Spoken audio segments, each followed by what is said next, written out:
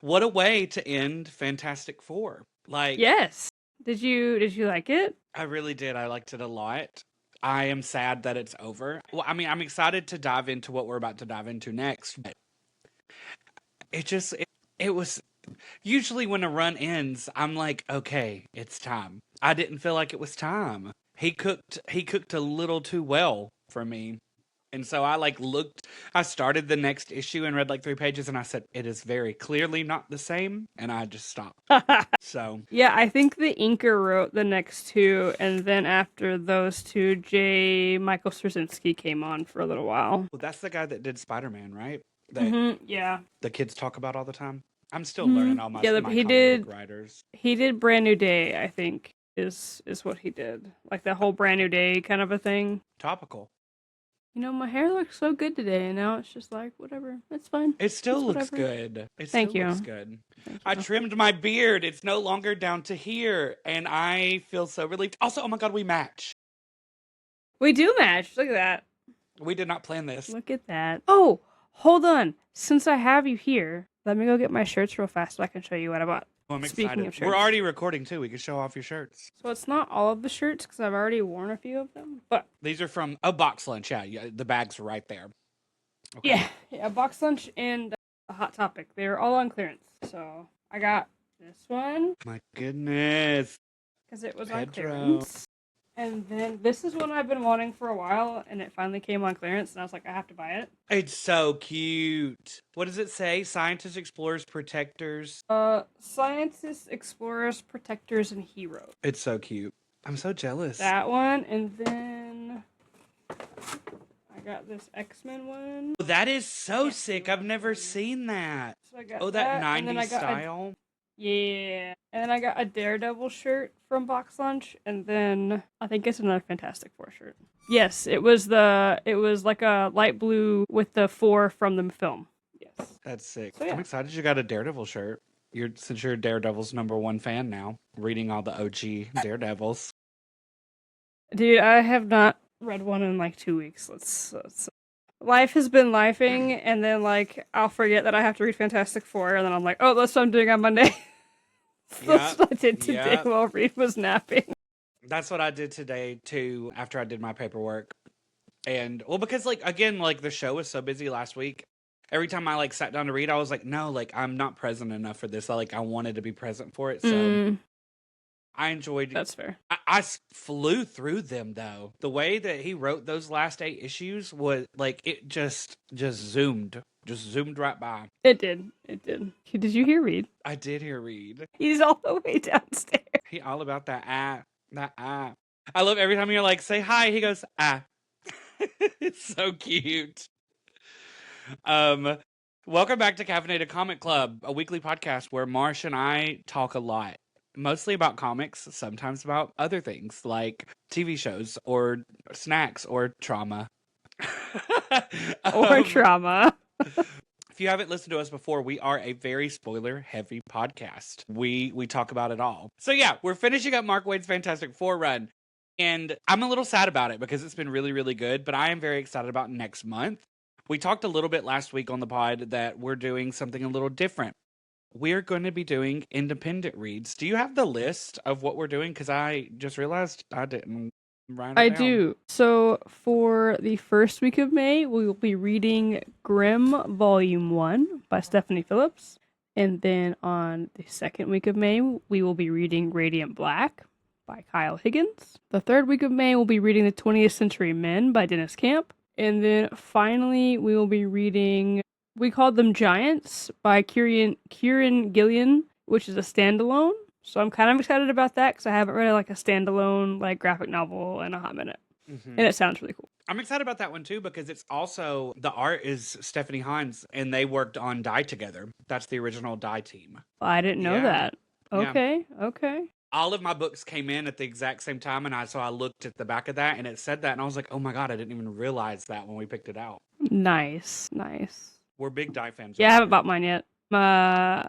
Doing my birthday thing on Wednesday with my sister, so I'm hoping that some of the books will be there. So I hope she's ready to drop some bands. I dropped some bands for her.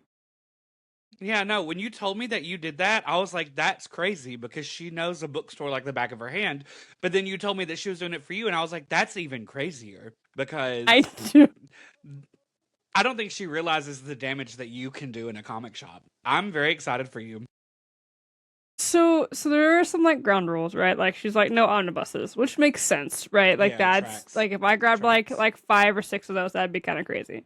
But I was like, but like I was trying to figure out what she like. I was like, well, what about like these? Like, yes, they're $40, but they hold like a whole bunch more, and in theory, it's cheaper than buying Volume 1, Volume 2, Volume 3, Volume 4. So like I was Mhm. trying to explain that to her, and she was like, "We'll have to see." And I was like, "Excuse me, I did not I did not have rules for you, woman." I'm excited for you. Speaking of your birthday, by the time this episode comes out, you will have been a year older for a day. Your birthday is For a day. tomorrow. We're recording tonight, Monday, April 27th, and your birthday is tomorrow. I'm very excited for you. Is. I'm also excited. Are y'all going to eat anywhere fun, or like what's like the general plan? Sorry, I heard my son. He was yelling again. I don't know, actually. I think Chris is going to try and get off early, is what he said. And then I don't know. All I know is that I have a cake because Ooh, we custom got the cake okay. from What kind a of cake is bakery it? in town. It is a German, no, it's a Black Forest cake. It's my favorite cake. Yeah, I don't know what that is. I'm gonna Google it It's right like a, now. it's like a, it's like a chocolate cherry cake. And we all know you do love a cherry flavored thing. I do. I do like a cherry flavored drinky. I like cherry flavored, all of the cherry flavors. Dude, I used to My eat, what are they? God. The maraschino cherries. Yeah, dude. Yeah. Mm-hmm. It Mm-hmm. looks I'm so gorgeous. excited.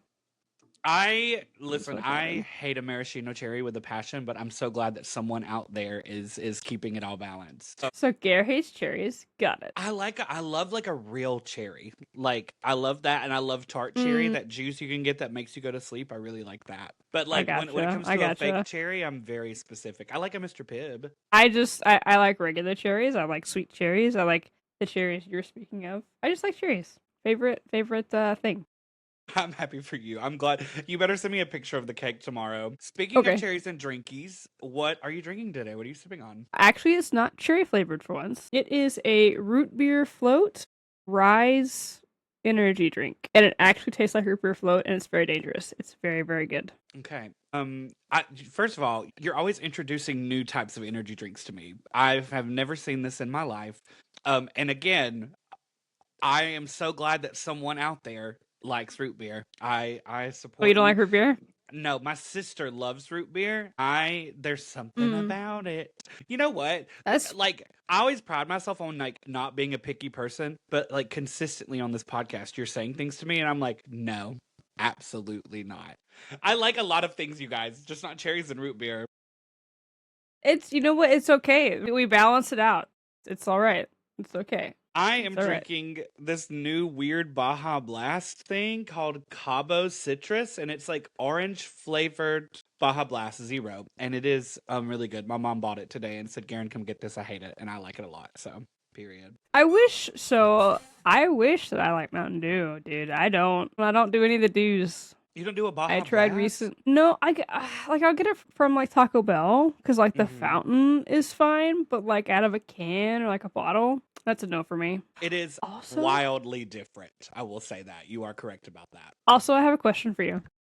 Okay. Does a canned any kind of soda taste different than a bottle? I think so. To Okay, me, because I think a because Diet Chris and Coke I, can is way better than a Diet Coke in a bottle. yes. So Chris and I were talking about it yesterday, and my sister had asked us to get her a Sprite from the store, and Chris was like, "We have Sprites at home," and I was like, "She wants a bottle," and he goes, "We have cans," and I'm like, "She wants a bottle." He's like, "I don't understand." And I'm like, "A bottle tastes different than a can." He's like, "No, it doesn't," and I'm like, "No, but it does." Just like a glass bottle tastes different than a can, and a plastic one or even a fountain one tastes different. They all taste different. And he's like, if you know that, you drink too much soda. And I was like, you shut your mouth. I just texted Chris and just said it does, period. He's gonna text back and be like, huh? And I'm not gonna respond. They do taste different though. They actually do though. They do.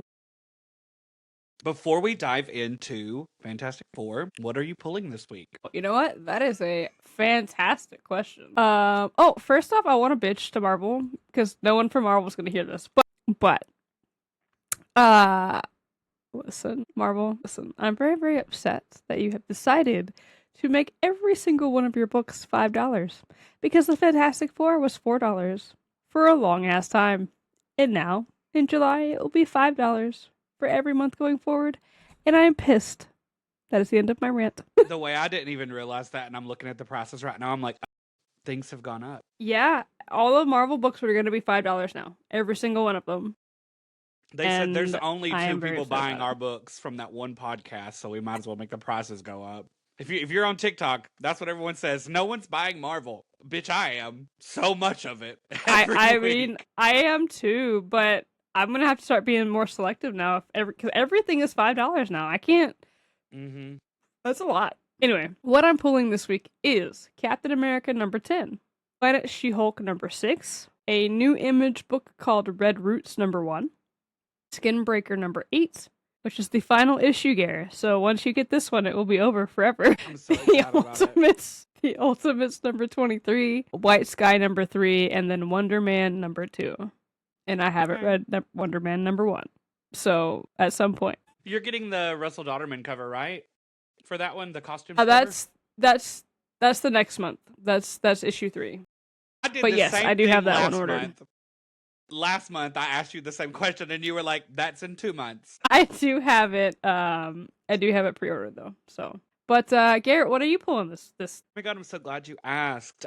I'm pulling Uncanny X-Men number 27. It is part 2 of the Who's in My Bed arc that I'm obsessed with. They're also reprinting issue number 26 because it's sold out, and Luciano Vecchio is doing a cover for it, so I'm going to have to pick it up too whenever it comes out. I'm just talking about it because it was a huge, it sold a lot. What's next? Planet She-Hulk number 6, which is the final issue, which is a little sad. Mm-hmm. Actually, it's really sad. It is. It's very sad. Generation X23 number 3. Moving on. Wicked Witch's Roll number 5. I'm very excited. It is the finale of it. Okay. That is it for Marvel. DC, if Zatanna number 1 is there, I'm picking that up because it just looks really cunty. That's it though for DC. Wow, that's kind of crazy. Oh, that's a pretty cover. Sorry, I was looking up the second printing that you're talking about. I know, I'm excited. That's and really it's like the outliers and the OG training costumes. Skinbreaker number 8. Yes. If Red Roots is there, I will pick it up too because it looks spooky. That's actually really cool looking. It does. I have not heard about it before this moment. I read the what is it called? The Ashcan or the preview of it. Somewhere I read it. And I was like, I'm here for this. This sounds interesting. But yeah, it just looks weird. And it ended with this woman finding this rotted head in her closet, and I was like, yes, I have questions. I need to know. I can relate to that. What is going on? Who hasn't found a rotted head in their closet? Your husband texted me back. What did he say? He just said, it does what? So now I'm just going to text back, tastes different, out of context. Hope he remembers what we're talking about. He's not going to remember. He's going to be like, what the fuck does that mean, Garen? Yeah. I'm excited about the pulls for tomorrow, or today. You mean Wednesday? When you guys are listening to this, whatever day it is that I'm picking up the books. I am very excited about the books.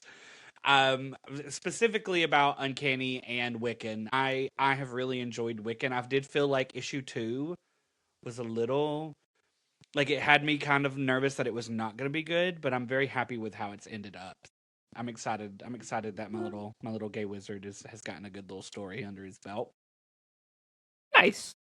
Any last thoughts before we dive into this recap? Oh, I'll just tell everybody else. I've told TikTok already, so if you've seen this TikTok already, I apologize. PSA to everyone who likes Nightwing and likes Dan Moore Nightwing covers. Dan Moore will be doing a swimsuit variant for issue number 140. So if you want to pre-order it or you want it, you should pre-order it now at your local comic book shop. You're welcome. Listen, I love a swimsuit cover. Listen, I love a Dan Moore cover, and it just happens to be a swimsuit one, and I was like, whatever. Especially a Dan Moore and Nightwing cover. Dude, listen. Speaking of men, Chris texted me one more time. He said, "Did you text the wrong Chris?"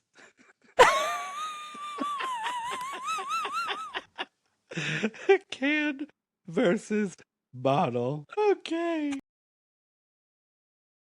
I think he thought you meant to text one of your friends. Yeah, one of my friends. Okay, I need a little bit of Okay, water. I'm good. All right. So, the Fantastic Four. Oh, because the four were fantastic. So, what happened last week? They brought Ben back to life. Something else happened. What else happened last Are you week? asking me? Yes. I didn't yeah. know. We brought Ben back to life, and the Dragon Lady, The Dragon Lady, I The f- remember now. the Fearsome Four. Yes. Yes. Which, by the way, just letting everyone know, we don't get any follow up on that right now. So I'm sure they come back later, but not in Mark Waid's run. We start with issue 517.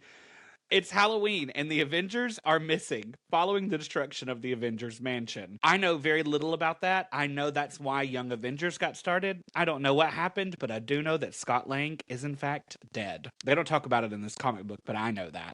So, just gonna. You know more about it than I do. So, again, it's Halloween and the world is moving on. Sue and Ben have taken the kids trick-or-treating. Ben is dressed up as the Human Torch in what is maybe the cutest costume I've ever seen in my life. I was like, marry me, you big sentient rock man. I am available. And so Sue and Ben are talking about how the Avengers are missing, and the world is still like, oh no, now all we have to protect us is the Fantastic Four, and they suck. Because the world doesn't love them still after everything that's happened. Back in the Baxter building, Reed and Johnny and Gian, I can't remember how we say her name. Gian sounds fine. John? Johnny's coworker. They're all talking about business and money and getting the patents fixed and how they're about to be out of the red by the end of the month. In fact, they're going to double what they have with all this money and all that. Johnny tells her that he's very grateful that she stuck around and stuck with him through everything, even though she could be looking for another job. And he like makes a few jokes like, "You're looking for another job?" And she's like, "No, I'm not looking for another job."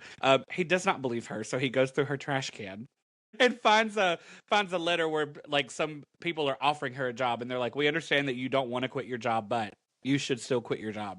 And Johnny's like, "Oh, I love her. She's really not looking for another job." And suddenly, the window in his office explodes, and it looks like birds have flown into the window, but I don't know if it was just like impact air. The window has broken, okay? Reed appears, and it's like there's some sort of atmospheric disturbance, and they look out, and they see these giant green alien pylons coming down from the sky surrounding the island of Manhattan, which is a lot, okay? Like, I was like, This is a lot.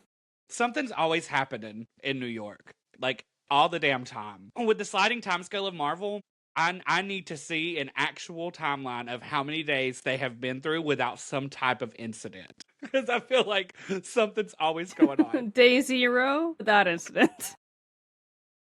They erase it every day. The mayor of New York is like, "Get me the Avengers." And they're like, "Hey, so they're gone." And one of them was like, "Have you considered the Fantastic Four?" And then another lady in the office is like, "We cannot call them. They will only make this situation worse." There's a reason But like, why. how crazy is that? I know. It's so I crazy know. to me. There are literal giant alien pylons coming from the sky, and this woman's like, "Fuck the Fantastic Four." What? Like, no. I would call every person with a superpower, even if they're in prison. Hey, you know what? We're going to let you out on a break for a second. There are aliens. Yep. Anyway, we cut to the streets of New York where we see that the ocean is starting to flood New York, kind of like a tsunami. And Sue and Ben are doing everything they can to protect everyone. Sue puts this giant force field up over the area where the water's coming in, and Ben screams out for Johnny to come help over their comms, I guess. But we see Johnny elsewhere also trying to protect people from the water coming in as well by like making it evaporate with his fire. And he was like, "Don't worry, guys. The Fantastic Four are here to attack the problem." And they're like, "The Fantastic Four are attacking. They're taking over the city." And I was cackling. And Johnny's like, "What the fuck?" Some random lady just screams that. But like, how often does that happen though? Like, even in like real life, like it's just like, oh, this person's trying to do this thing, and you're like, no, they're not. They're trying to help you, or not. It's that Facebook logic of just immediately reading something and changing it and telling someone else. We cut back to the mayor where he fires the lady from before who told him not to call the Fantastic Four. And he says, Reed, Sue, Johnny, Ben, if you're out there, we need you. And he has like a gun that has a 4 on it. But And yeah, I wrote, it's the. Go ahead. Marsh, You explain can talk this. about-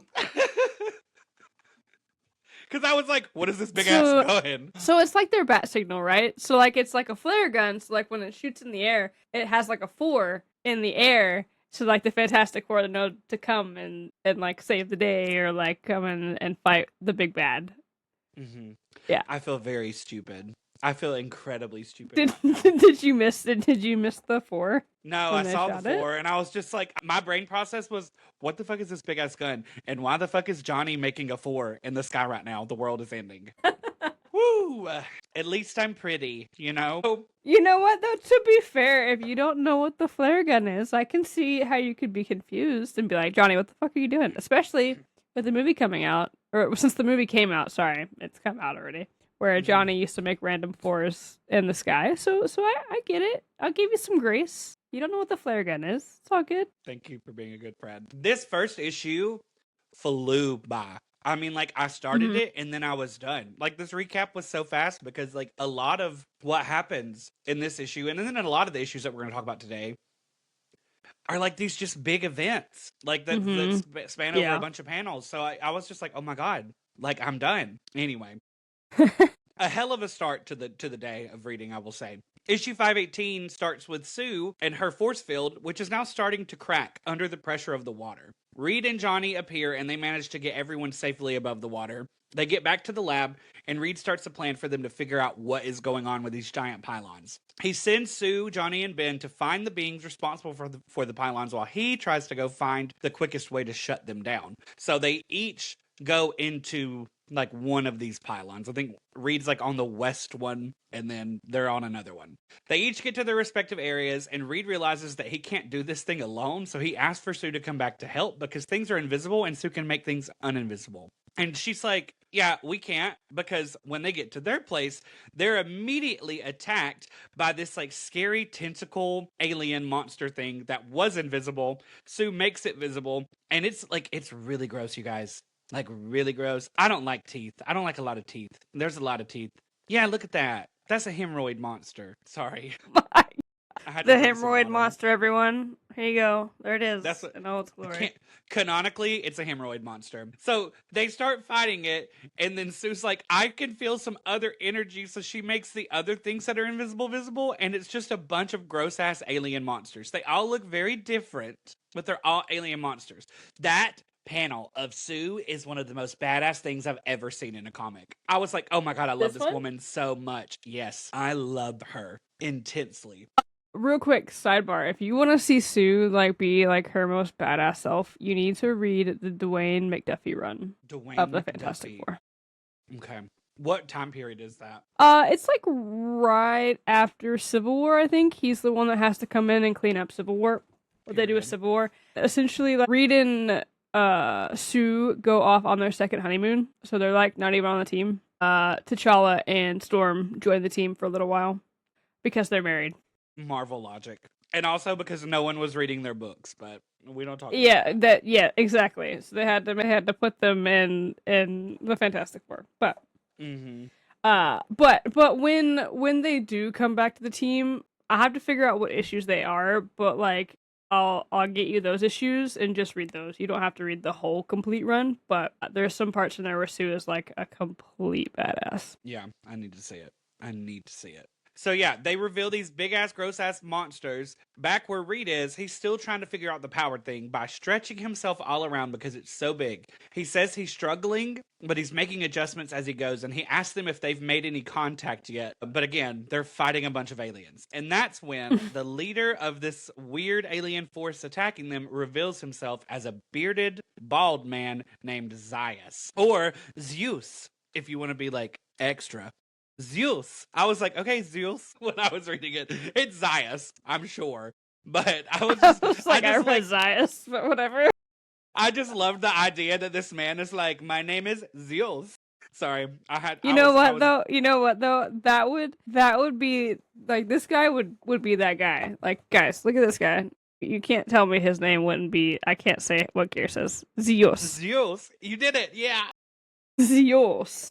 His pointy ass eyebrows. So he reveals himself. Meanwhile, the news people have found a way to live stream what's happening up there to the whole world via a broadcast signal coming from Ben Grimm himself. So the world is watching as the Fantastic Four fight these aliens. Where's the camera on Ben? I was like, Marsh will know.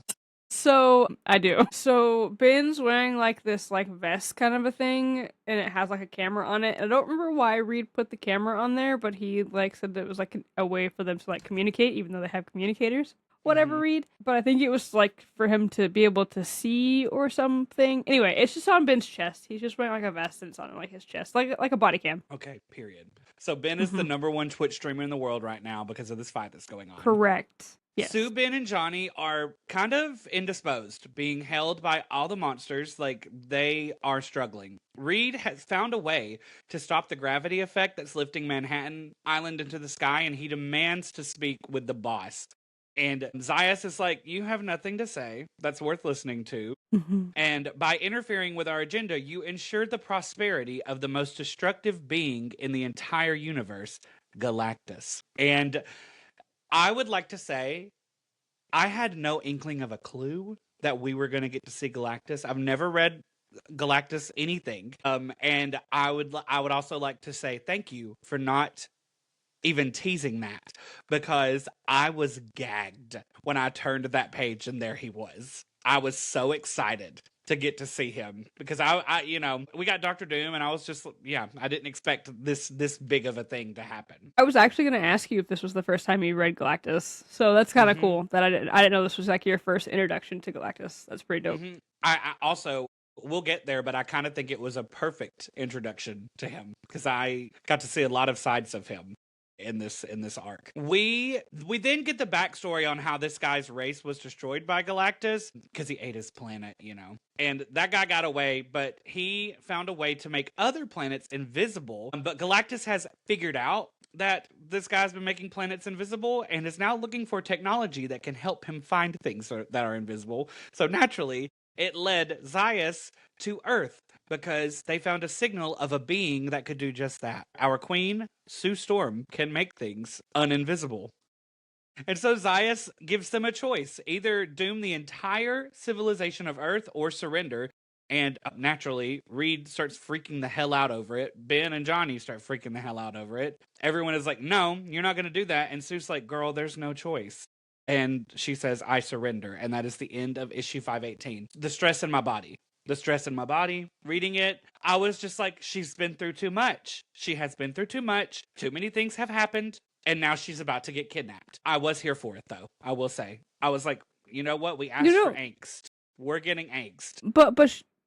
But she wasn't even going to get kidnapped. She was going to get killed. Oh, yeah, they were going to murder her. That's it. That's what it was. They were going to murder her. So issue 519, basically the bad guy is like, well, we're going to murder you. And since we're doing that, I'll reverse all of this anti-gravity stuff and restore Manhattan to the way it was. And our problem will be solved and you guys will be safe. Sue then begs to see her husband and children just one last time. And I felt a lump in my throat, but I ignored it. Because of this, Reed and Johnny crash out and try to attack everyone, but they're very easily overtaken once again. The bad guy says that Sue is being like the rest of this humanity. She's being noble, and that the cosmos are grateful. And then Reed shows up with this big-ass gun and says, forgive me, to Sue, and shoots her with it. And it's like a big blast of like yellow energy, and I was very confused by what was happening because she looks like she's in a lot of pain. And we find out that this gun has actually taken Sue's power away. She cannot turn invisible anymore, so she cannot make things uninvisible. And so she's not a threat at all anymore. And the guy's like, well, this is great. Good job, Reed. We're just going to leave now. Literally. He's like, you're going to leave the world destroyed? And he's like, no, I'm not. And he fixes everything back to exactly the way it was before they showed up. And I was like, I like this writing.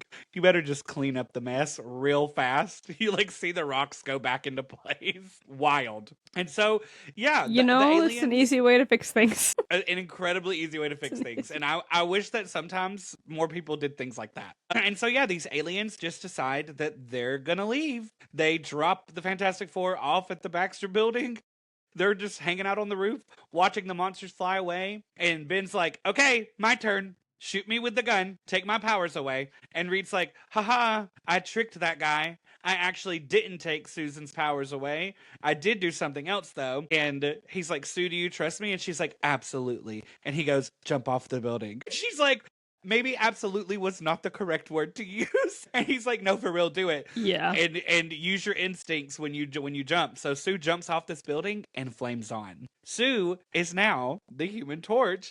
And that means that Johnny has Sue's powers because the gun actually swapped their powers. Johnny starts freaking out and starts going invisible, and like half of his body's invisible, and he doesn't know how to bring it back. And just very cute, lovely scene. Neither of them really know how to use the powers. And Reed's like, all right, everyone, let's go back inside and get everyone back to normal. And then suddenly they look up and they see a giant hand grabbing the pylons as they're flying out of orbit and shatters it. Surprise, Galactus has actually came to Earth. And because he does need a being that can become invisible, he immediately kidnaps Johnny. Well, he turns him into his herald. Johnny gets a new cute costume and then gets kidnapped by Galactus. And you know how emotional I was over Johnny last time, and I was like, I need more things for Johnny to do and to process. I fear I retroactively manifested this because I was like, what the fuck, Garen? Like, I wished for pain and he gave me pain. I gotta stop talking. I think that's what I gotta do. You know, I knew that the Johnny stuff was coming, so every time you're like, I need Johnny stuff, I was like, okay. I do want to take a step back though real fast. Before, what is his name? Zeus? No, what is his name? Zeus? Zaius. Before Zaius leaves, he's talking to Reed, and Reed is still super upset about like what's going on with Sue, and like Zaius had called Manhattan and the world like an anthill essentially. And Zaius says, your landmass is restored. We will resume our crusade. Be warned, however, in all likelihood, Susan's sacrifice will not spare Earth from Galactus' wrath forever. Should he someday appear over your skies? And Reed immediately interrupts him and says, we will successfully defend ourselves from him, Zaius. Check with your historians before you dare underestimate what we humans can and have already done on our own numerous times. And know this, wherever your journey next takes you, whatever race you encounter, if it ever comes back to me that you have referred to any part of Earth as a mere anthill, the Fantastic Four will make you regret it. And like again, that's being transmitted to everyone. So like I feel like that also like helped like give more faith back into the Fantastic Four from like a humanity perspective, just because of how angry Reed was in that moment.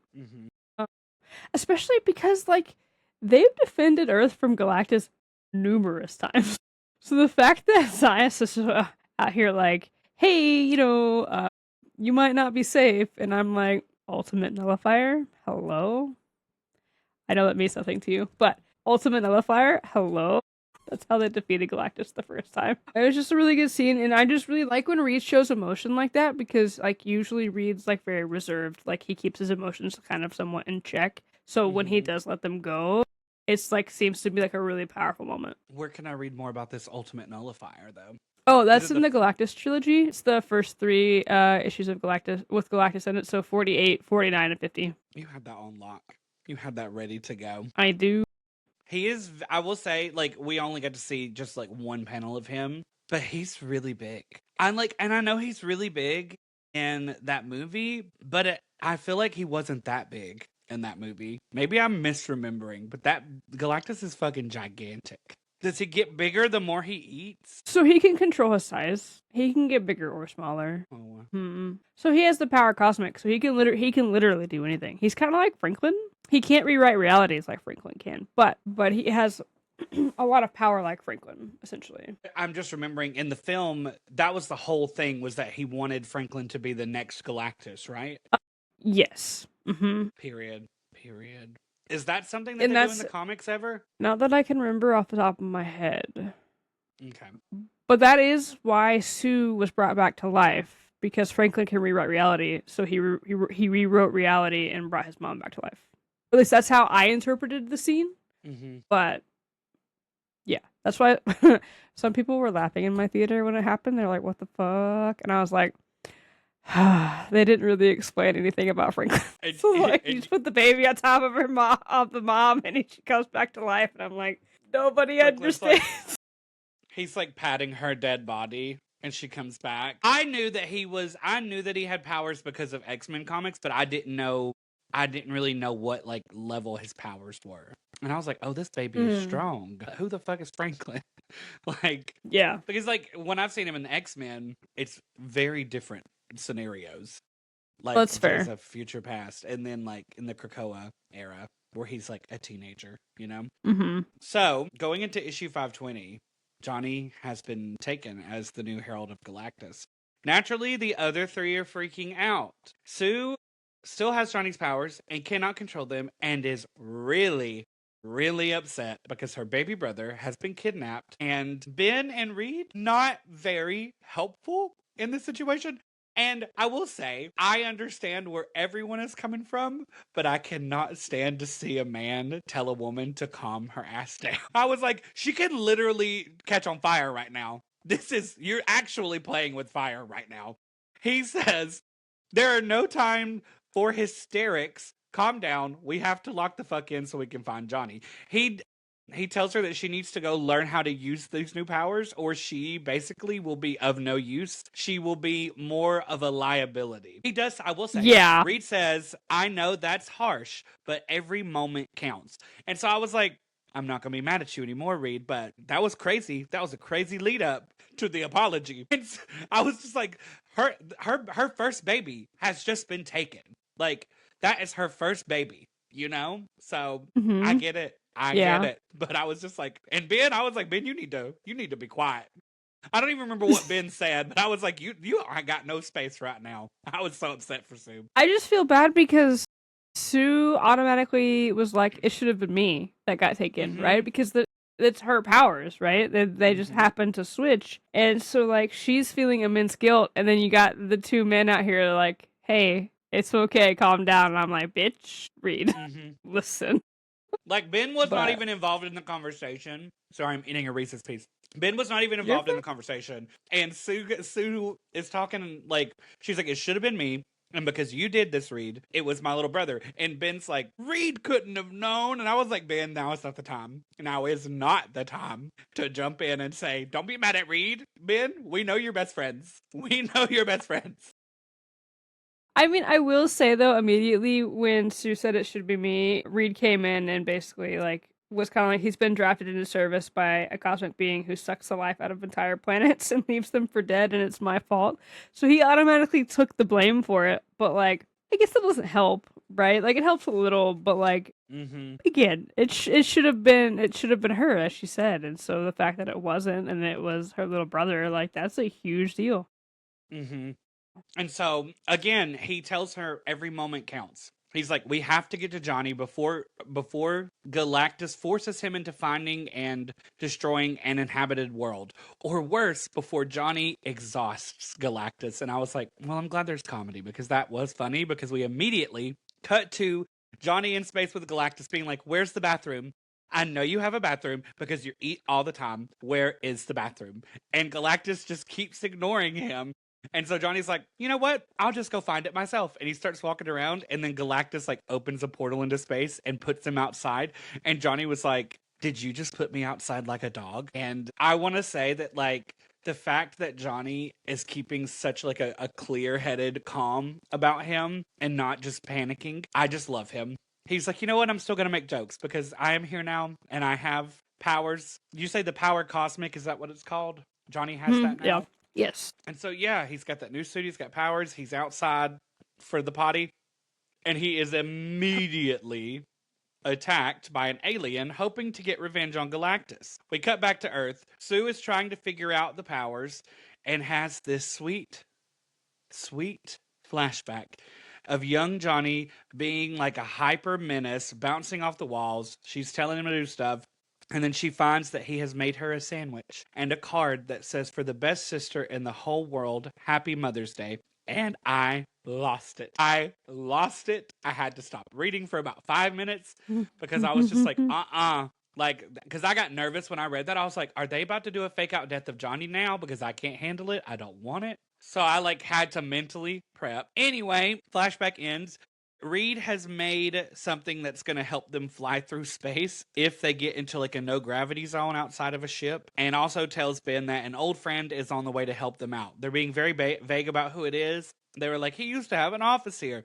I didn't know who they were talking about. Then Ben goes and gives Alicia a phone call, and they have a chat, and he has a flashback to when he first started dating Alicia. I think it's actually their first date. Maybe they're hanging out in her apartment, sitting on a couch by a window, and it's a really awkward conversation. And then Ben looks out the window and sees Johnny on the roof next door, and he's written in flames, "Kiss her, you putz," or something like that. Or "You lummox, kiss her, you lummox." And then Ben and Alicia have their first kiss, and again, I cried because I was like, they're gonna kill Johnny. Spoiler, they do not kill Johnny, you guys. I'm just dramatic. But then Ben also says that, like, he's like, if he says to Alicia, I really care about this kid, and if you ever tell anyone, I'll deny it, or whatever he says. I thought it was really adorable that after all this time, he's still like, I'm not gonna admit to anyone that I love Johnny. So a little bit later, they're hanging out outside on the roof. It's dark, and the old friend arrives, and it is your time to talk because I don't know this person's name, how to say it, or who they are. So it's Quasar,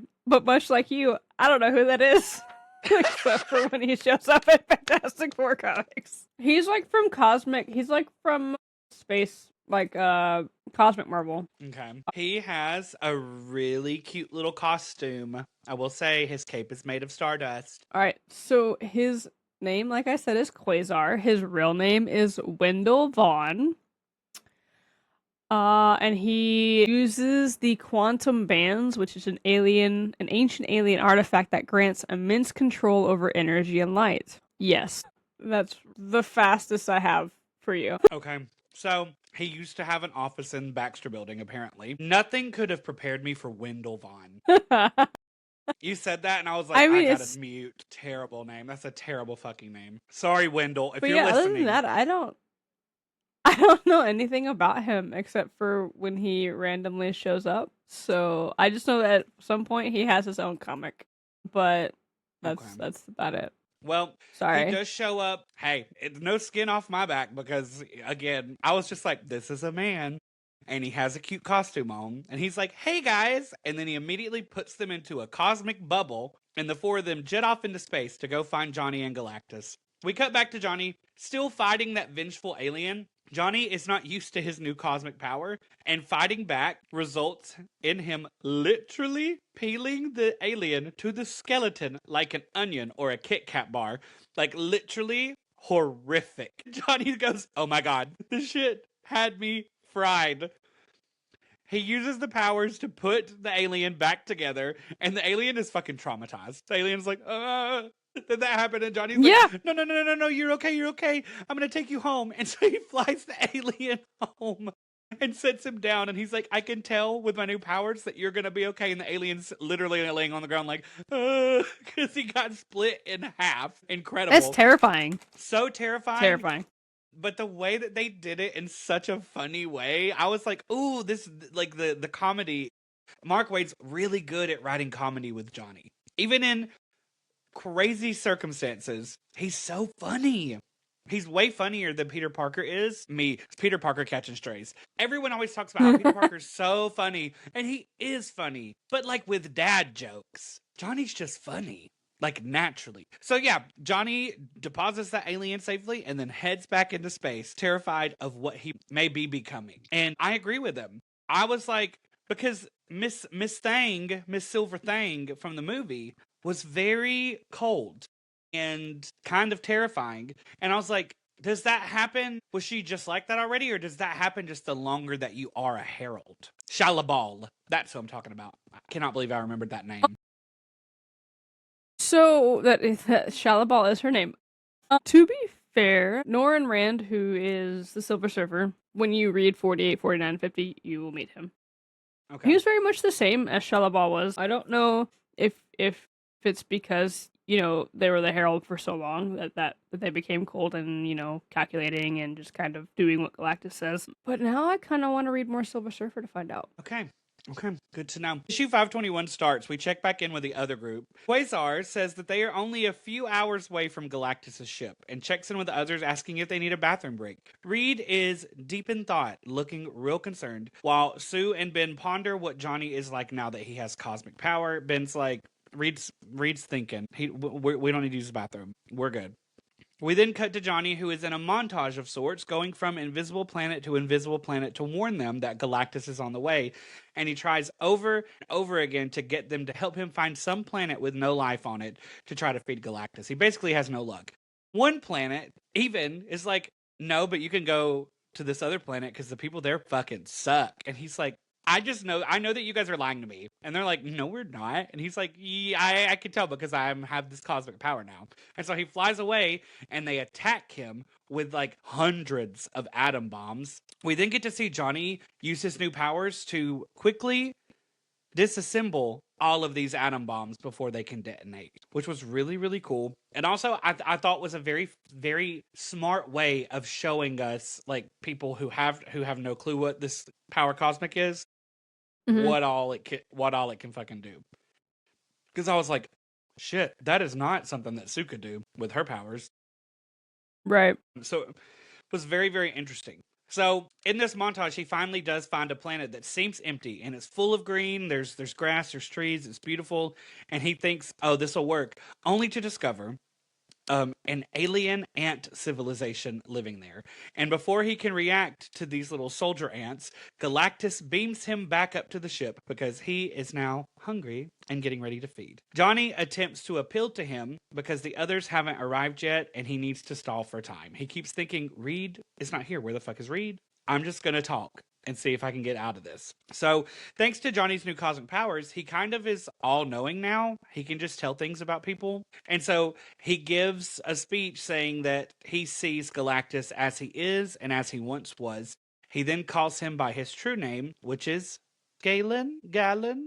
I say Galen, but I don't know. Okay. Galen is what I thought, but I wasn't sure. And then I also wrote Galactus backstory Marsh time. I got you. So Galen comes from the planet of Ta, where it's a planet basically that is kind of like the Kryptonians. They're like super like almighty and like have everything figured out and like super scientific and all of these things. But eventually, all good things must come to an end, and for some reason the planet is dying. So Galen gets into a rocket ship with some of his other fellow men, and eventually they just kind of blow up in the atmosphere while Galen's kind of like slowly dying in space. This cosmic entity comes and it's basically kind of like, hear me, last son of Ta. I am the sentience of the universe. Like yourself, I am dying. In mere moments, as I mark time, I shall draw all the matter in the cosmos into my bosom and collapse beneath my own abysmal weight. But though we both must die, we need not die without an heir. Come surrender yourself to my fiery embrace, and let us become as one. Let our death throes serve as the birth pangs for a new form of life. And so he accepts this entity kind of into his body, and while they're still like in this spaceship, he becomes like this big fire kind of a guy, and then he basically hibernates for a long time and then becomes Galactus. And that is how Galactus is born, from this cosmic entity from space when Galen tries to leave a planet that's going to die. So someone who doesn't want to die mixed with the cosmic entity that doesn't want to die. And you get this big, scary entity. He is big. He got a long-ass torso. Me too. I got short legs.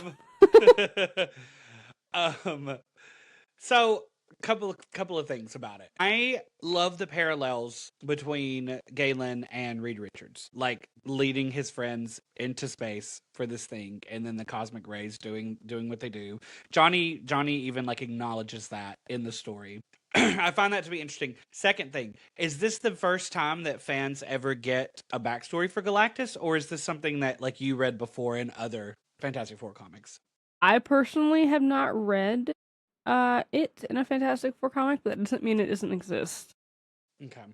I haven't read all of the appearances of Galactus. I know there's some a little bit of John Byrne's run that I haven't read, but I don't think it has to do with his backstory. I think it's more of he was trying to kill the Skrulls, and he basically eviscerated them, and then Reed has to go on trial because they didn't kill Galactus. It's a whole thing. And then it becomes like a morality thing. It's actually a really good story, but I don't have an answer. I don't think so, but I don't want to say no. I personally have not read. Because I got the feeling that this was the first time. I was like, if it's not the first time, what a choice to spend half of an issue rehashing the backstory. And if it is the first time, what a cool thing for Mark Waid to get to do. I also love that That's he was true. bald, and Johnny was like, "You were really bad with haircuts." Very, very To funny. answer your question, though, Galactus's backstory was primarily established in Thor 168 through 169. Okay.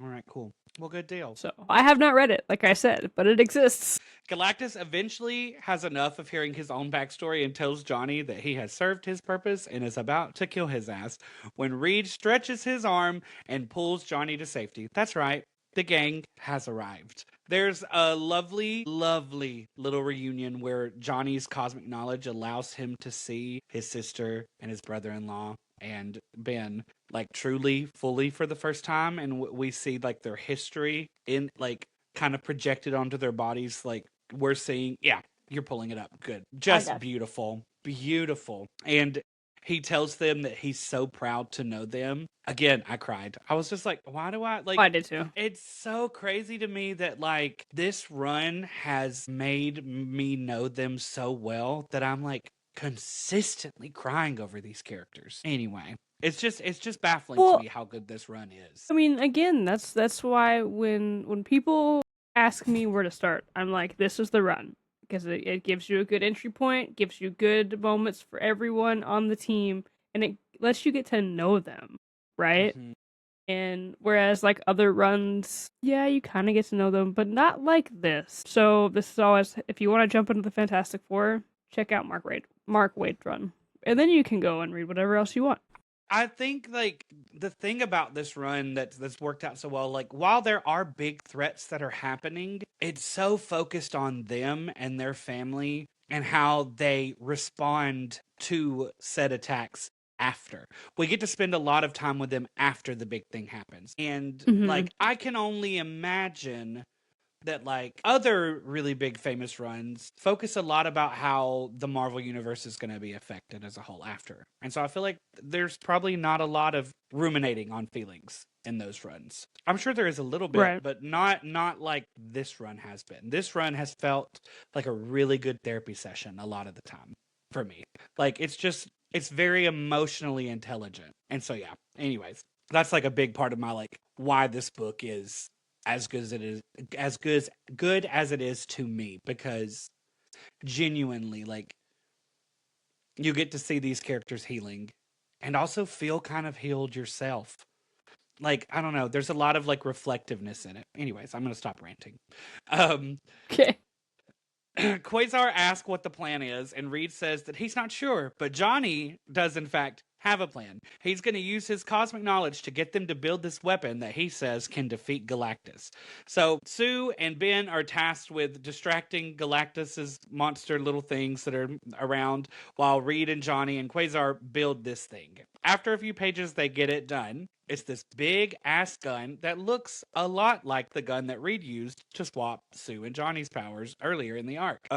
So they blast Galactus with it. It works. Johnny loses his cosmic power and falls out of the sky into Reed's outstretched arms, and they realize that it also took the cosmic power away from Galactus, whose outer shell is just like this big hollow thing that's like slowly falling down now. And we see Galen walking out of it with his bald ass. His bald ass. I wrote, he is now bald and normal sized again. Bald and normal size. And I was gagged. I was like, where do you go from here? And so we go into issue 523, and it starts with Ben and Galen walking into a bar in Yancey Street where Ben is trying to show him how good the hot dogs are there. And it shows Galen like picking up a pool ball, about to eat it. And Ben's like, girl, stop. I'm getting you a hot dog with jalapenos on it. And he introduces him to some of the bar patrons. Reed then shows up and kind of ruins the vibe. He's like, it's Galactus. The power is just out there in the universe, and it can come back to him at any moment. We don't know when it's going to come back. And so we need to do our best to make him see the good in our world. And restore his humanity before he gets that power back. And so basically that's what this whole issue is for a while. We then see them taking, also, as we go through this montage, Galactus is eating the whole time. And it is so funny. You see him eating a pretzel, you see him eating a bag of chips, like he's just constantly munching, and I thought that was a hilarious choice. He has insatiable hunger, Gare. It's He insatiable. does. That's why he devours planets, because he can't stop eating. Yeah. I will say, though, that when I was in New York walking around, I was constantly eating, too, because food is everywhere, and I wanted to try everything. So I was like, this is my bald ass in New York. Garen, I've lived this life. I didn't try to eat a pool ball. So, yeah, basically, we see them taking him around. They take him ice skating, and he is not impressed. He's also incredibly annoyed by Franklin and Val. He basically, in one of the panels, he basically is like, fuck these kids. Like, why am I having to put up with these children? What did he call them? He called them... Where did it go? I don't know what he called them. It was crazy. I was like, dude, that's rude. I don't remember what it was either, but it was very funny. I love him. I love a curmudgeon. Here we go. Am I expected to be touched by these shamelessly transparent emotional manipulations? Is your objective to shame me? Moreover, why should I be charmed by these germ-ridden urchins you brought along with us? Oh God, that's me though. Anytime I see a child over the age of 7 in public, between 7 and 18, I'm like, get the fuck away from me. That's crazy though, because Reed is like the grossest child, dude. His hands are so grubby all the time. I'm not around babies very often. Dude, get your grubby hands away from me. So it's when they're ice skating, that's where holy shit, this is where Ben and Johnny realize that they should introduce him to Alicia. Because maybe she will show him... Wait, I said she will show him bigger than the world? What the fuck does that mean, Garen? Just like give him like more emotional connection through like art and stuff. And because she sees the world differently, because she's, blind. True. Because she's like showing him all of these things in the art museum, and he's like, these aren't very good. Or, whatever he says. He's very unimpressed. And then Alicia... He's very hard to impress. Let's be real. But then they go and look at one of the sculptures, and basically he's like, next you'll tell me this is grotesque wreath is worth my attention. And then like Sue is like, dude, like Alicia made that. And he's like, what? No way. Like, why doesn't she just give in to her blindness? Because like that's what she is. And Sue's just kind of like, you wouldn't understand. And I think that's kind of when it starts clicking that like humans don't just accept their fate. They try and be more than what society or even sometimes the world deems you worthy of. So yeah, that moment Galen's starting to get it. Made me really emotional because when he says that, Alicia is like, no, I'm not going to show you that. We'll move on. Like she immediately is just like, actually, no. Like I'm not going to talk about my thing with you. And Sue gets on his ass, and like the way they drew his face reacting to that. And they after they leave the museum, she and Alicia take him around New York and try to show him all of the magic that's there. Everywhere they went, he seemed to only focus on society at its most broken, almost like he was looking for things to be mad about, is what Sue says to Reed. She's like in the lab recounting the data to Reed, and he tells her that he's been trying to find this like energy realm that could permanently satisfy Galactus's hunger, and he's found something, but he says it's far too dangerous to open the portal long enough to lure him inside, and it could in fact destroy the world. Well, Galen has been eavesdropping and confronts them about it, and they have this big argument, and Reed talks to him about how ambitious the world is. There's a big monologue. If you want to read the monologue, feel free, because I did not write it all down on my notes. Okay, here we go. So Reed says, if let loose, the chain reaction from the energy spilling out would set our atmosphere afire, for starters. Then, well, never mind. Let's just say it's a dead end, but I'm not giving up. And Galen comes in and goes, why not? Like, why aren't you giving up? And Sue's like, why are you arrogant? Reed comes back and says, Sue, because Galen, I want more. I want success. It's a common trait among most of the races we've encountered in our voyages. Ambition, a natural inclination to strive for achievement and betterment. Look around you. all my work here, all these inventions. And then Sue says, they're at the cutting edge of knowledge, Galen. And Reed's like, no, Sue, that's not my point. It's that there are hundreds of labs like this all over the world, staffed by men who have insights. I don't. Literally hundreds. And in the next generation, there'll be 1,000 more, and thousands beyond, all erected around the sole purpose of creating a future filled with accomplishment. Every time Galactus devours a planet, this is what dies. The chance to make a better tomorrow. And he's not wrong. Like, think about how much Galactus has basically stopped from happening by taking these planets and just stopping thousands and thousands of years of development. Yeah, no, Reed was spot on that one. It's just so good. I just love him so much. Love when Reed does these monologues and the way that Mark Waid writes them. He's so great with dialogue, and just like I can hear Reed, like not Pedro, whatever voice of Reed is in my head, and I'm just like, yeah. Every time he goes into one of these big things, he doesn't have them very often, but when he hits us with them, they're fucking good. Does he do that like a lot in other runs too, or is this like exclusive to Mark Waid's run? Oh no, he has them. He has them during Kirby and Lee's, and then also during Burns for sure. Even Roy Thomas has some, and Walt Simonson. So yes, essentially they happen. But you're not wrong though; they don't happen often. But when they do, they're very poignant. They're poignant. There we go. Poignant, yeah. Yeah. They're just really good. I love, like I said, I love when Reed has emotion and you can see it, and then I also love when he monologues, because like those are two scenes that you're like, oh, let me strap in. I'm locked in. What's going on? That's literally how I felt. I was like, something big's about to happen because Reed is doing the thing. And I wasn't wrong. During Reed's monologue, Galactus has snuck into the portal thing behind Reed and locked himself in. And because Reed built it, it's basically impossible to get in from the outside when it's locked. Ben and Johnny come in. Ben cannot break through it. Reed's like, these freaking adamantium walls that I built. I thought it was so funny. He was like, he did not expect anything like that to happen. So, but he does know that whenever Galactus unleashes this portal, that it will bleed out and destroy the world. And so they're all freaking out. Galactus tells Reed, it's too late.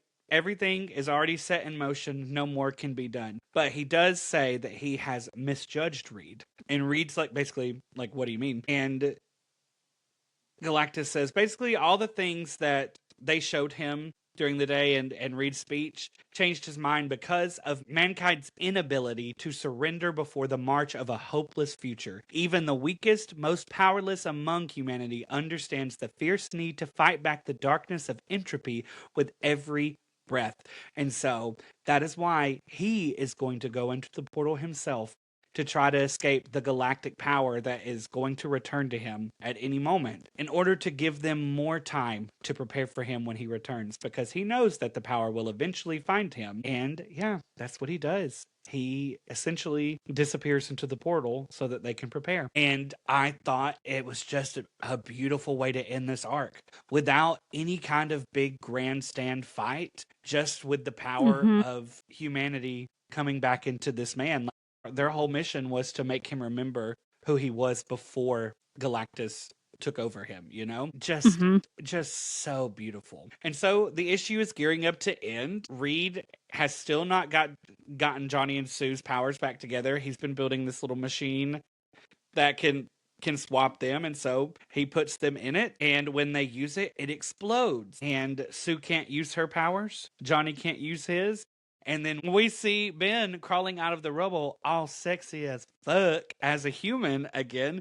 And that's when we realize that all 4 of their powers are now gone. And then Reed poses the question, if they're not with us, where did they go? And on the final page of the issue, we see that their powers have inhabited random people in New York, including a nun with Ben's powers. And I was like, yeah, we're getting one single Monster of the Week type issue to end this run, and I was so freaking excited about it.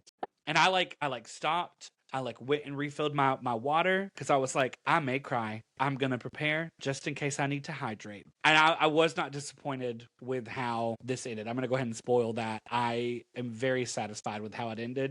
I am sad that it ended, but I thought it was a perfect way for Mark to say goodbye before we go into it. Yes, but I don't know. My biggest complaint is that I don't think it was long enough, right? But it Yeah. is 35 issues, so it's still a lot. But Mm-hmm. like he was cooking. He cooked. Mm-hmm. He and Winringo cooked. And so like I don't know if it was just lightning in a bottle or what, but maybe it was just like a perfect amount of issues. Maybe 35 was perfect and maybe they didn't need any more. But god, I could have kept reading this for Mm-hmm. probably years and years. So good. But Yeah, yes, there I was a agree. part The of way it ended was me great. there was a part of me that had hoped that like you had just given me the wrong number and there was going to be like one more, and alas, very much not. So yeah, let's dive into the final issue of Mark Waid's run. We immediately start by seeing a man we do not know trying to catch a bus. And he's like, "Stop the bus!" And he stretches out with Reed's powers. And Reed immediately flies up on a fantastic bike, chasing him, and touches him and gets his powers back. That happens very quickly. And I was like, oh, all they got to do is touch him. Reed has developed this like glove thing that can take the powers back.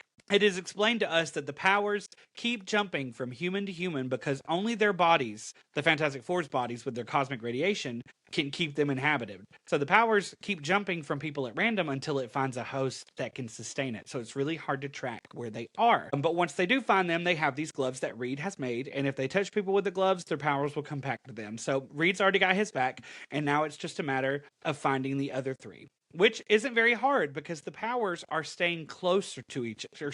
Mm-hmm.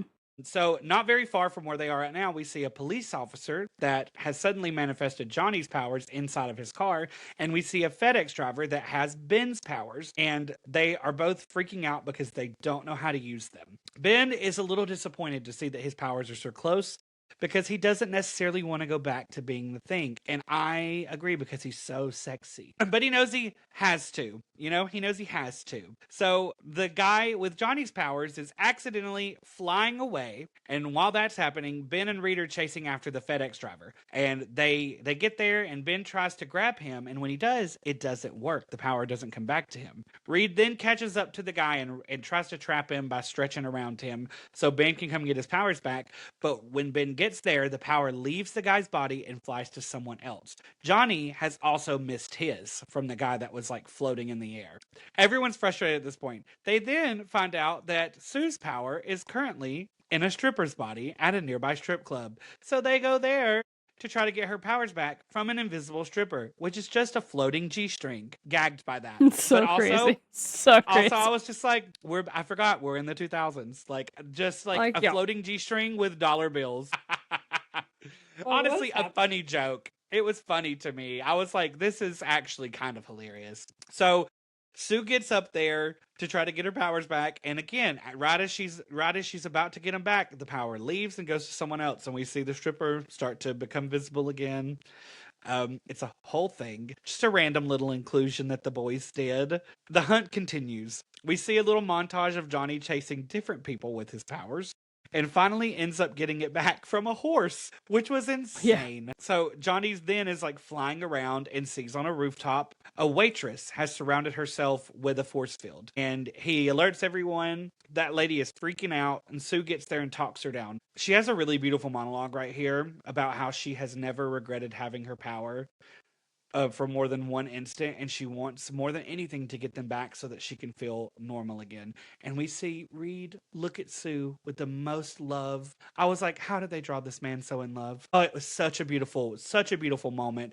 And Sue talking to this woman about this in this way calms her down, and she lets the force field go, and Sue gets her powers back. Look at him! Look at him! He's so in love with her! That little smile. That little tiny smile. I love them so much. So 3 of the 4 have their powers back. Ben does not.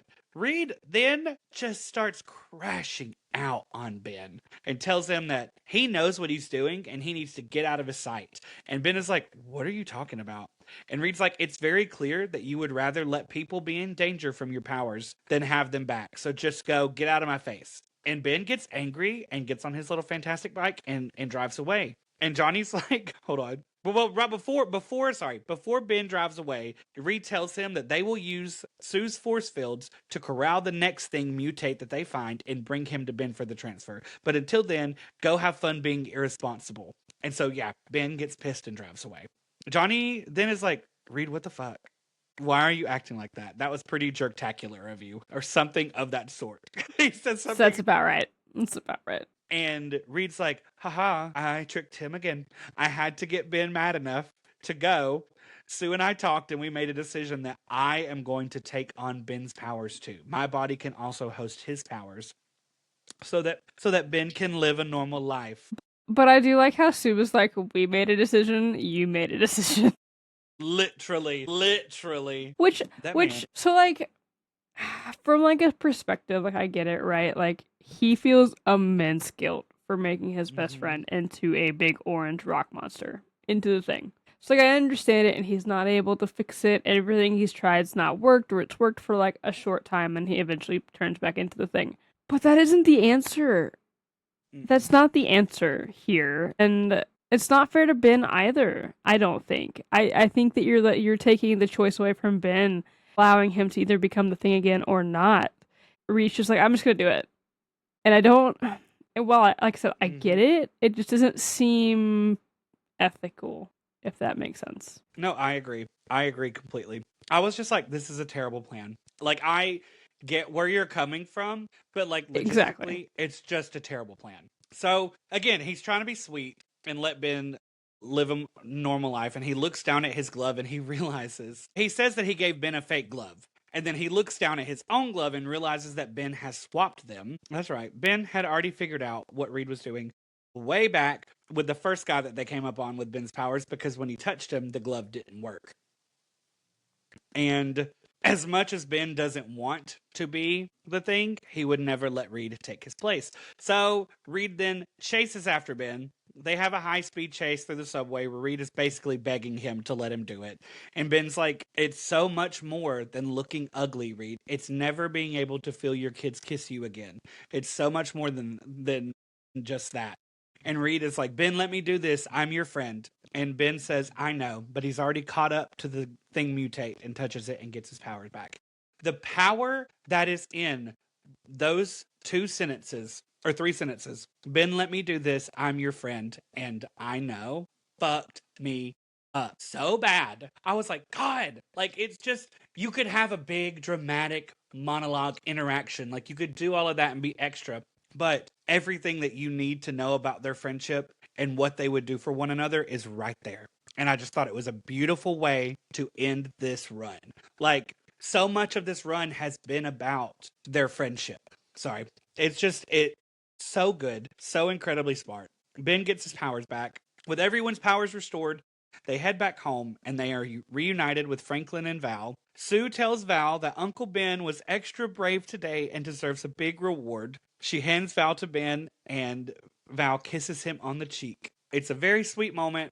I was weeping like a baby. And then an alarm goes off, alerting them to their next adventure. Johnny says it never lets up, does it? And Reed ends the book by saying, as long as you're with friends, there's no limits to the adventures out there. And so the 4 fly off on their next mission. And that's where they leave us. How do you feel? I mean, it's still probably my favorite run of the Fantastic Four, so I love it. Yeah, I do too. It is, in fact, a 10 out of 10. These final 2 arcs, it is, in fact, a full 10 out of 10. Was prepared. I told myself, I was like, I'm going to be critical. I'm going to be honest. I'm not going to get swept up in emotions. And, there was nothing to be critical about. It was the final arcs were perfect to me. I got to see Galactus. I got to feel a lot of feelings. I got really good Johnny stuff, and I got really, really good Ben and Reed stuff at the very end. Again, the let me do this, I'm your friend, I know. I was like, that's it. That's the golden ticket right there. It sums up everything about like what I know about their friendship so far and what I know about friendship in general. Yeah. This is just fantastic. No pun intended. Like I said, I know that I talk about this run a lot. I talk to you about it. I like I said, I'll yell to anybody about this run because it's my favorite. And so I'm glad that you came in, like, first off, had like an open mind to like read the Fantastic Four first off, but then secondly, like came and looked at it from like a critical point of view rather than being like, oh, I like it because Mel likes it, or like whatever. You were like, you truly like it because you like it, not because like I like it. Does that make sense? Yes, correct. And so that makes me feel good, just because like I know that you liked it and we're friends, and like I didn't make you read something that you hate, like Savage Land. Sorry. To be fair, you didn't know that Savage Land was bad. No, I didn't. But it's a little different if I was like, oh yeah, this Fantastic Four one's super, super great.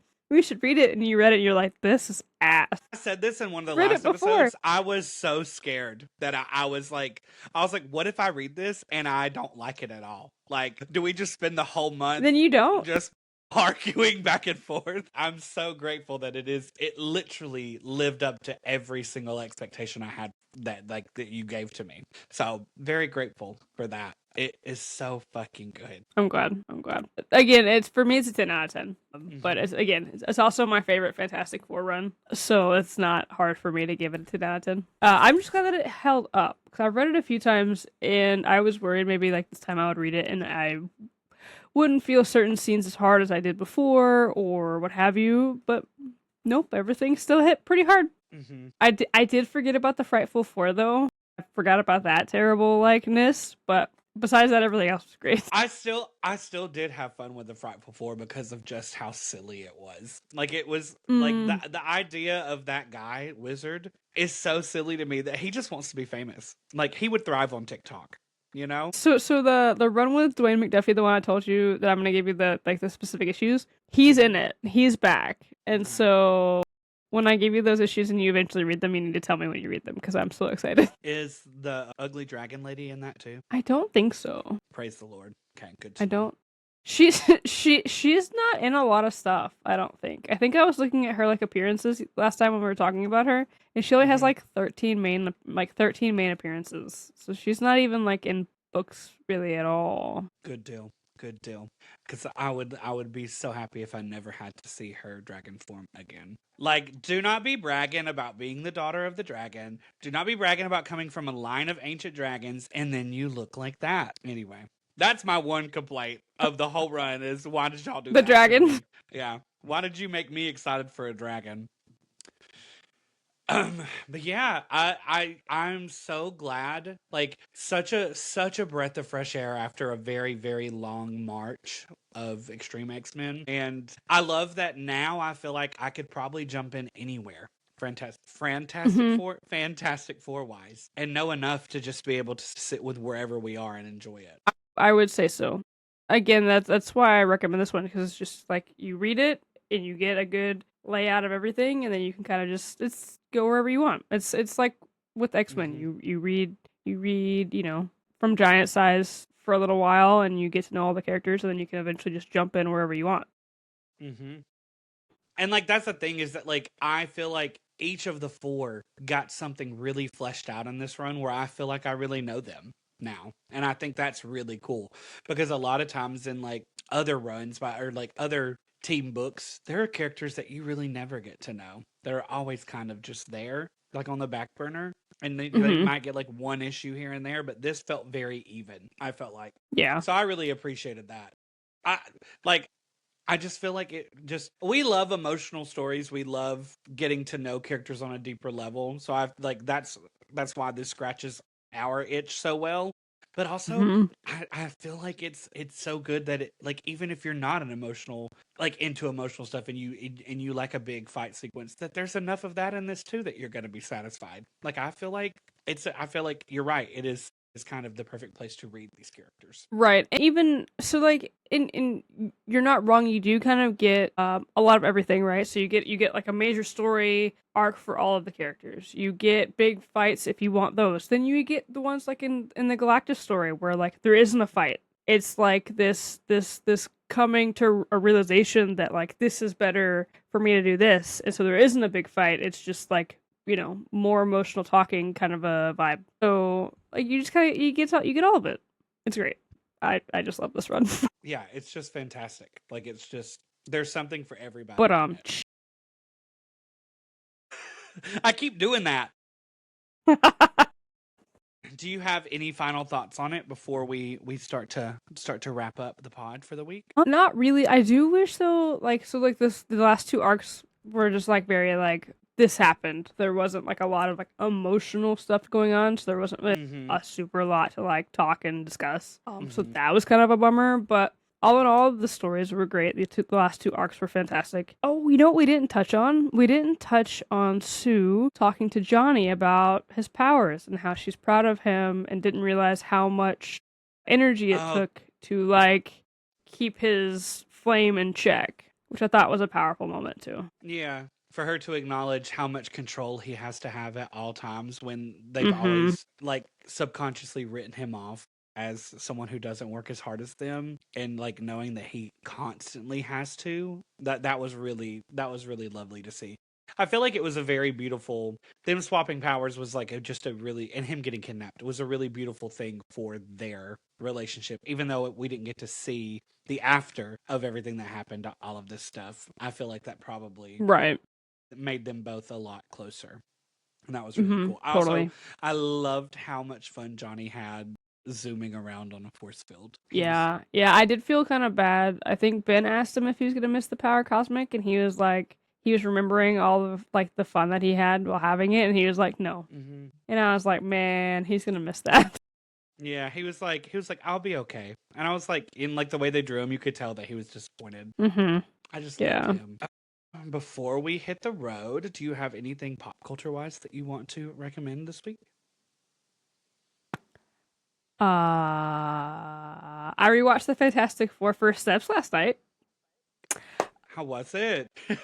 Chris put it on, and yeah, I was watching while I was cooking dinner and stuff. And yeah, no, great film. Love it. Vanessa Kirby is Susan Storm. She was literally the person put on this earth to be that person. Just because, like, all of the emotional beats that she hits in that story, you can feel them viscerally, and it's so great. And I love it so much.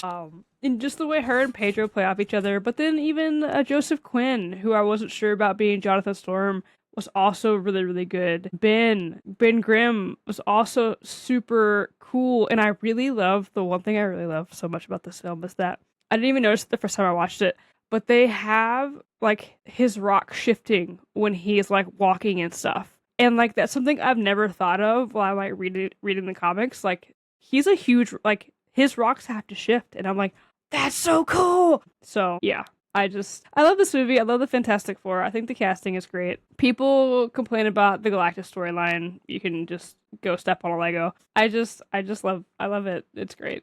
That's my pulp culture. That's my pulp culture. And I watched like the first 20 minutes of the Fantastic Four movie with Miles Teller in it. I haven't Nice. seen it yet. I've never seen it.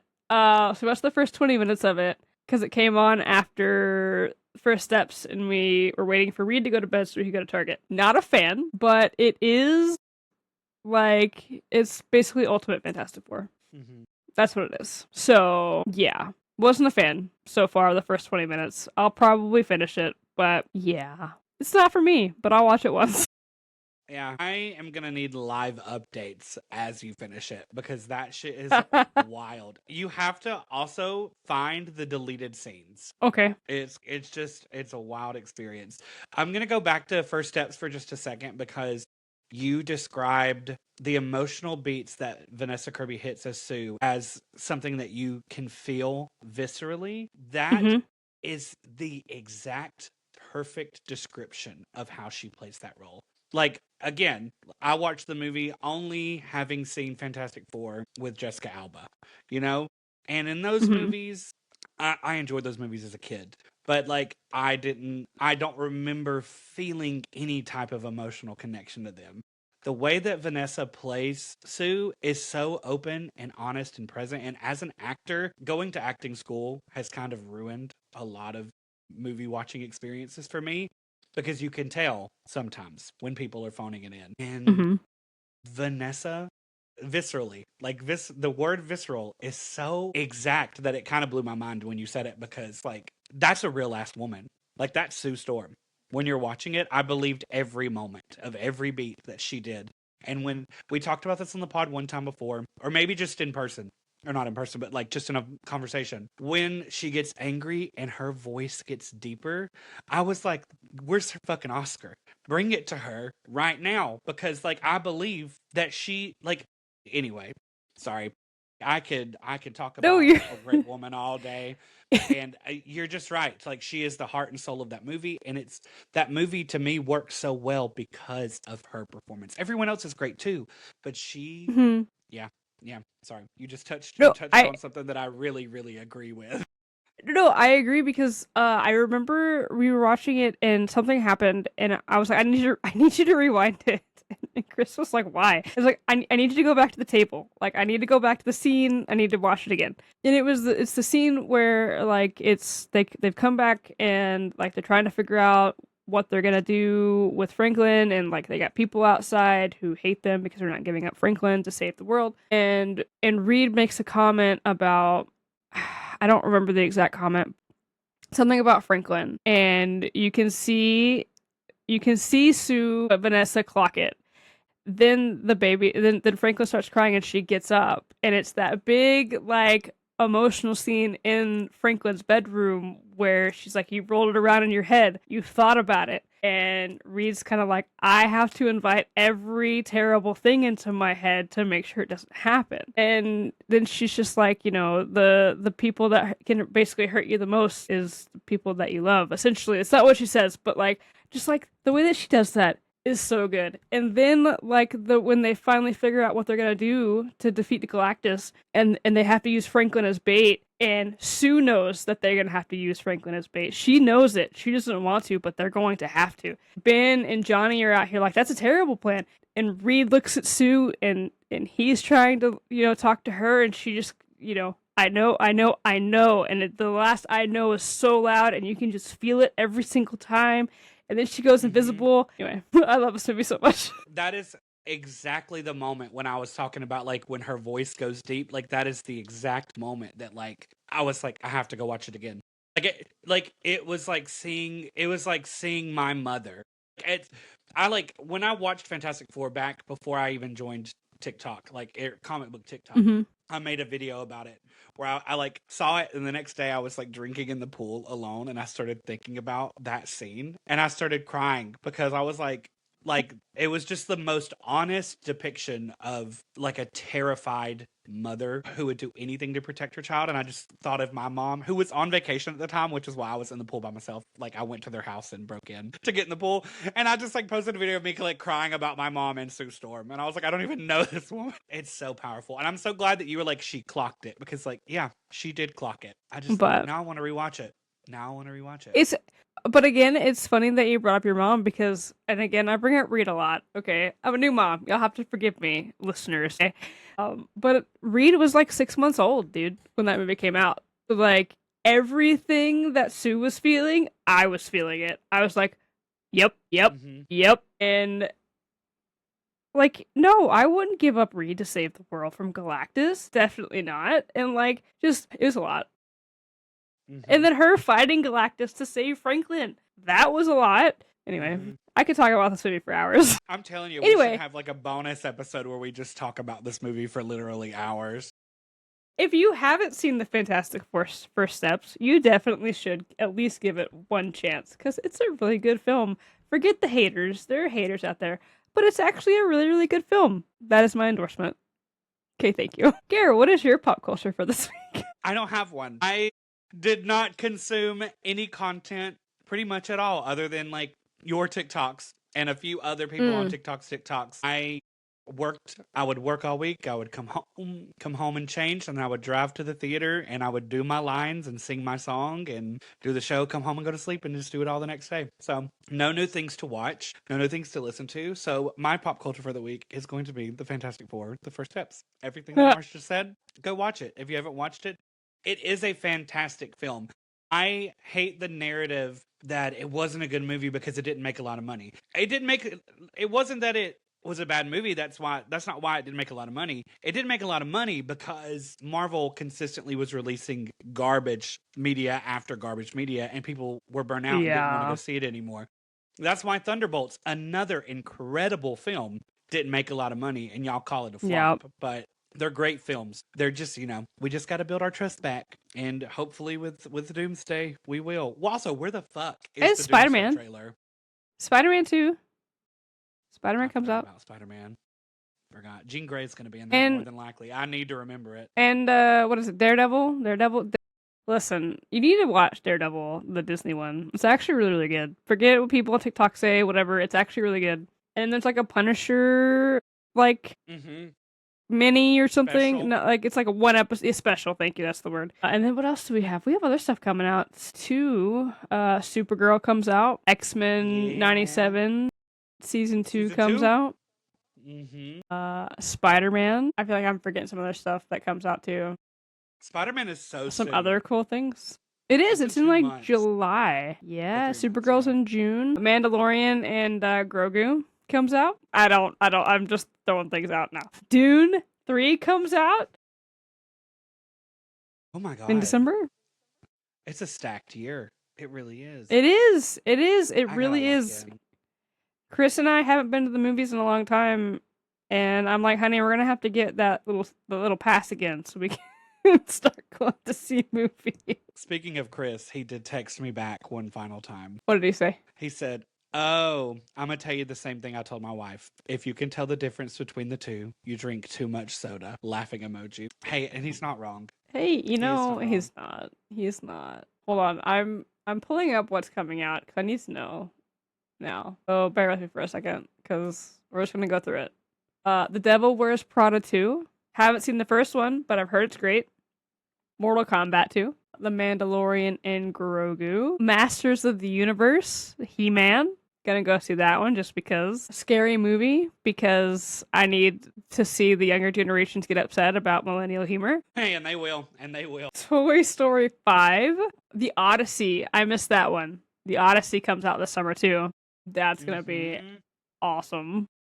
I'm so excited about that movie. Spider-Man. Ewan McGregor's in a movie? I'm gonna have to go see that.